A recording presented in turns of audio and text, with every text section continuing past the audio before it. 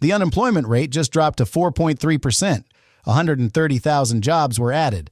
And somehow people are using the word trainwreck to describe it. So either the economy broke math or the headlines are lying to you. Let's talk about how this actually hits your wallet. Welcome back to the comments section with Thomas Paul. Today we're unpacking the latest jobs report that just dropped, why Wall Street cheered, why a lot of economists rolled their eyes, and what this really means for your paycheck, your portfolio, and, election politics. Here's the setup.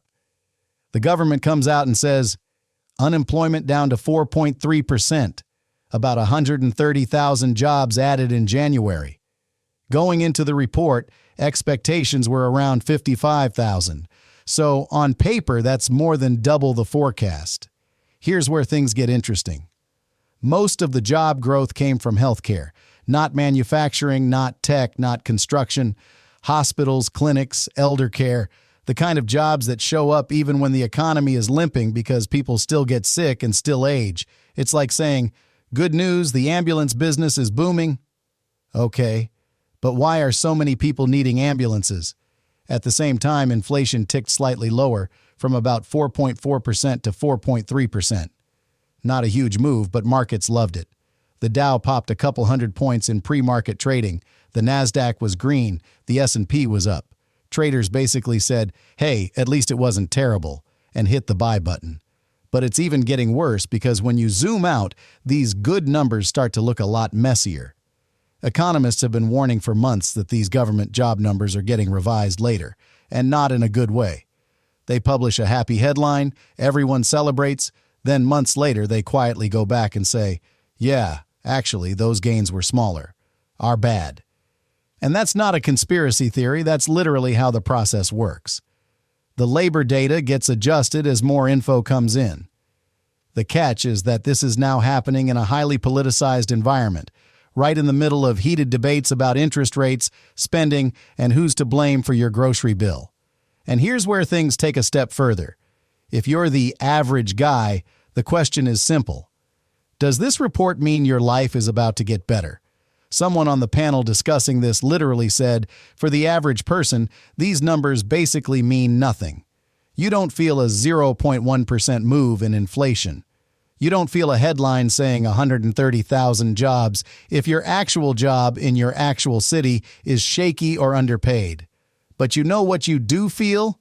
Rent, food, car payments, credit card interest, all of that still running hot while official stats pat themselves on the back for cooling inflation. But then the unbelievable thing happened. Markets saw the numbers and basically interpreted them as, okay, the economy is not falling off a cliff today. That sounds anticlimactic, but in Wall Street language, not terrible is sometimes all you need for a rally. Here's the twist. That rally can actually hurt you later. Because if the jobs data looks strong enough and inflation doesn't drop much, the Federal Reserve has less pressure to cut interest rates. And if the Fed keeps rates higher for longer, that keeps your mortgage rate high, your car loan expensive, and your credit card debt painful. So ironically, a good jobs report can mean bad news for anyone trying to borrow money in the real world. Here's where things get interesting. Look at where the jobs are, not just the total number. When most of the growth is in healthcare, that says a few things. 1, the population is aging. 2, this sector is less sensitive to slowdowns. It grows even when other areas are stalling.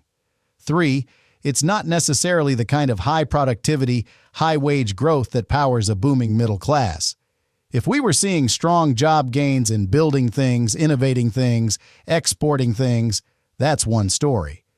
When it's heavily concentrated in caring for people inside the country, that can be more of a we're managing the side effects of a stressed society story. And in the background, you've got AI and automation quietly eating into other sectors. Tech layoffs, companies restructuring, and a lot of firms trying to see how many humans they can replace with software before customers notice. But it's even getting worse because this report doesn't live in a vacuum. It drops into a political war zone. One side will wave it around as proof that things are fine. The other side will say the numbers are manipulated or meaningless. Meanwhile, you're just trying to figure out if you can afford eggs and maybe not work until you're 90. This is where I get a little skeptical, and it goes back to my own experience. In my early 30s, while everyone else was chasing the once-in-a-lifetime hype plays, I put money into a boring, unfashionable investment. No fireworks, no to the moon. It just slowly worked. That's when I learned. Anything that depends on perfect headlines is fragile. Boring fundamentals are what keep you alive. And here's where things take a step further. If you're a retail investor, here's what actually matters from this jobs report. First, watch interest rate expectations. Stronger job prints plus sticky inflation mean the Fed may keep rates higher for longer. That hits growth stocks, speculative tech, and anything built on cheap money. Second, watch sector rotation. If healthcare keeps being the main growth engine, money will likely keep flowing there, along with other defensive sectors. That doesn't mean YOLO into hospital stocks.